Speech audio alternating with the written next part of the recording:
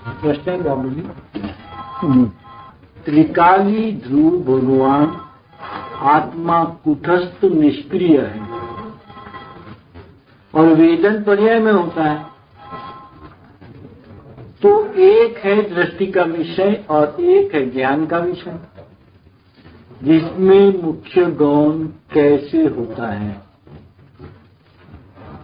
कृपया ज्ञान का स्वरूप कैसा है वह समझाइए। जो त्रैकालिक ध्रुव आत्म तत्व है तो कूटस्थ निष्क्रिय और संपूर्ण है।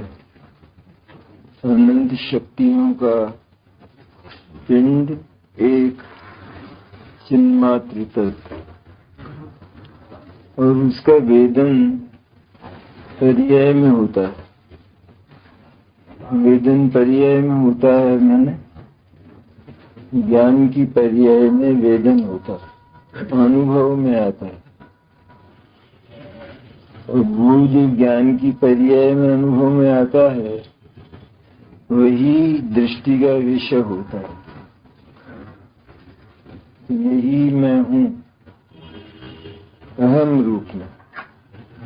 दृष्टि में भी अहम रूप में प्रतीति में आता, श्रद्धा में आता, और ज्ञान में अहम रूप में ही वेदन होता है। श्रद्धा उसमें ज्ञान नहीं है, लेकिन श्रद्धा में भी अहम रूप में वो प्रतीति में आता है, श्रद्धा में आता है, विश्वास में आता है। और ज्ञान में भी अहम रूप में उसका वेदन, संवेदन, आत्मानुभूति होती है। इसलिए दोनों का विषय एक ही है। दृष्टि भी उसी को विषय करती, ज्ञान भी उसी को विषय करता है, और दोनों का स्वर एक है। ज्ञान में इस रूप में वेदन नहीं होता, ये शुद्धात्मा मेरा है, इसमें तो स्पेस हो जाती, अंतर हो जाता है। लेकिन यही मैं हूँ ऐसा कहकर ज्ञान और श्रद्धा दोनों अदृश्य हो जाते हैं। आत्मानुभूति की पर्याय भी अदृश्य हो जाती है। स्वयं आत्मानुभूति की पर्याय वो आत्मानुभूति का विषय नहीं है। श्रद्धा की पर्याय वो ज्ञान का विषय होती है, लेकिन सविकल्प दशा में। निर्विकल्प दशा में ज्ञान का जो विषय है वो शुद्धात्मा, यही मैं हूँ, शुद्ध चिन्मात्र। और दृष्टि का विषय भी यही होता है कि यही चिन्मात्र मैं हूँ। विश्वास अर्थात श्रद्धा, इसमें और ज्ञान में जो अंतर है वो समझ में आना चाहिए। क्योंकि कभी कभी ऐसा भीतर से प्रश्न उठता है कि जब ज्ञान सारा काम कर लेता है तो श्रद्धा की क्या जरूरत है। लेकिन ये हमारे प्रगट अनुभव की बात है कि श्रद्धा की पर्याय लोक में भी अलग से चलती है और ज्ञान की पर्याय अलग से चलती है। भले दोनों साथ साथ चले और दोनों का विषय भले ही एक हो, लेकिन दोनों का स्वरूप न्यारा न्यारा है। सिद्धि करें इसकी? हाँ जी, कीजिए एकदम। जैसे लोक में बहुत सी बातों का हमको ज्ञान नहीं होता, तो वहाँ केवल श्रद्धा से ही काम चलता है। सारे लोकालोक की बातों का ज्ञान हमको होता नहीं होता है, तो श्रद्धा से ही काम चलता है। जैसे साक्षात भगवान की वाणी में भी जो कर्णान युग का विषय है, गणित, मैथमेटिक्स, तो वो हमारे ज्ञान का विषय नहीं होता है। सूक्ष्म इतना है ना अपना अल्प विकास है, तो ज्ञान का विषय नहीं होता है। लेकिन भगवान सर्वज्ञ की वाणी है ऐसा विश्वास अवश्य होता है ना। अज्ञानी को भी होता है, ज्ञानी को तो ज्ञान पूर्वक होता है। ज्ञानी को ऐसा नहीं है वो श्रद्धा अंधी होती हो, ज्ञान पूर्वक होता है। और अज्ञानी को तो भगवान की वाणी है इस प्रकार विश्वास होता है। और लोक में देखिए कि हम किसी डॉक्टर के पास जाते हैं तो हम कहते हैं डॉक्टर साहब हमको तो आपका ही विश्वास है। अब वो जो हमारी व्याधि को देखकर जो निदान करता है, डायग्नोसिस करता है, तो डायग्नोसिस करके जो औषधि देता है तो हमें उस बात का कुछ पता नहीं कि इस औषधि में क्या है, किसकी बनी हुई है, क्या बनी हुई है।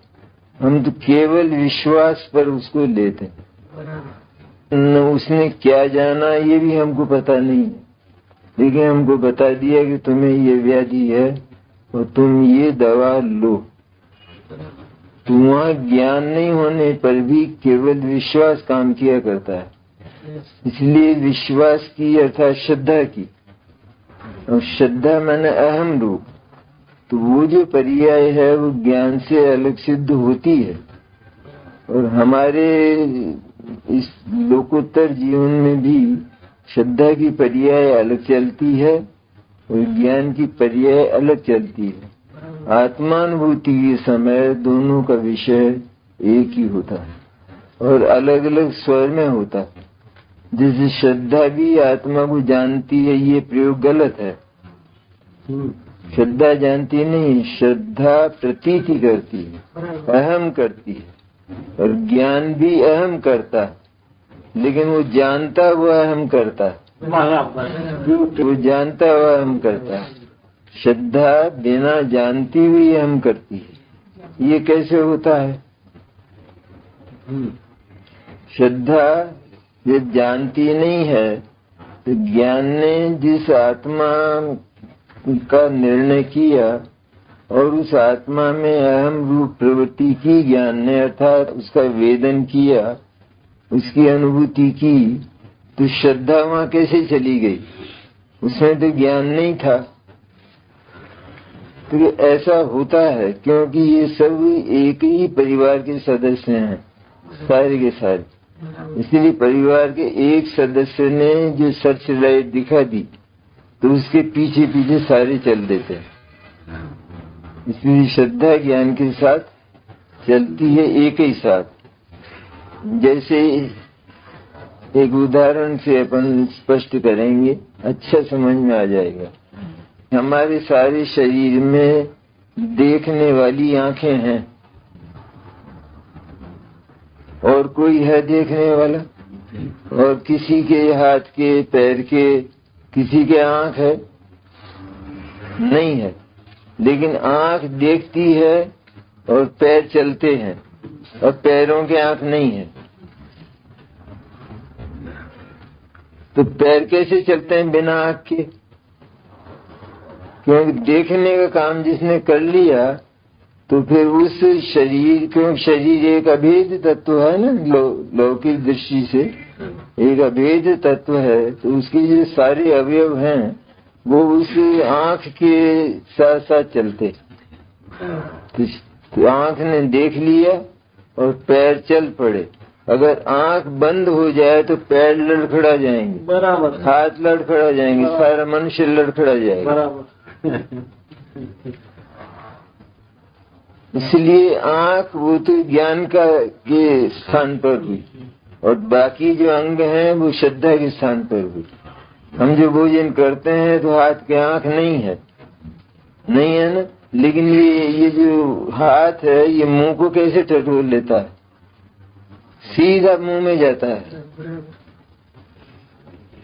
और आंख वो मुंह को देखती नहीं है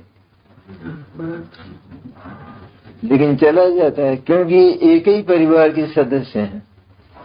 इसलिए परिवार का एक सदस्य जो समझदार है तो अन्य में समझ की आवश्यकता भी नहीं है और सब उसके पीछे पीछे चलते हैं। मिथ्या दर्शन में भी यही स्थिति है और सम्यक दर्शन में भी यही स्थिति है। ज्ञान का विषय जिसमें मुख्य गुण कैसे होता है, वो मुख्य गुण ऐसे होता है कि जैसे जिस समय आत्मानुभूति हो रही है तो आत्मा मुख्य है और बाकी दूसरे सारे पदार्थ, सारा जगत उसमें गौण है। और जिस समय बाह्य पदार्थों को देख रहा है उस समय देखने में, केवल देखने में वो मुख्य है और आत्मा जो है वो उस समय गौण है। गौण है मैंने चला गया है सो नहीं, लेकिन उस समय उसे देखने का काम नहीं हो रहा, जगत को देखने का काम हो रहा है, इसलिए उसको मुख्य कहते हैं, उसको गौण कहते हैं। ये एक पद्धति है प्रतिपादन की भी। तत्व सूत्र में आया है अर्पिता नर्पित सिद्धे। अर्पित मैंने जो हमारा विषय है वो तो होता है अर्पित, जो ज्ञान में चल रहा है वो तो है अर्पित, और शेष विषय ज्ञान में है तो सही, लेकिन उस समय ज्ञान उनको जान नहीं रहा, उनका प्रतिपादन नहीं हो रहा, जान नहीं रहा, तो वो है अनर्पित। अनर्पित माने गौण है वो। इस पर ज्ञान में ये हुआ करता। श्रद्धा में मुख्य और गौण नहीं होता। श्रद्धा में तो मुख्य ही होता है, मिथ्या दर्शन में भी मुख्य और सम्यक दर्शन में भी मुख्य। मिथ्या दर्शन में जगत मुख्य है, वही आत्मा है श्रद्धा का, और सम्यक दर्शन के समय केवल शुद्ध आत्मा ही मुख्य है और गौण की व्यवस्था श्रद्धा में नहीं। ये ज्ञान और श्रद्धा का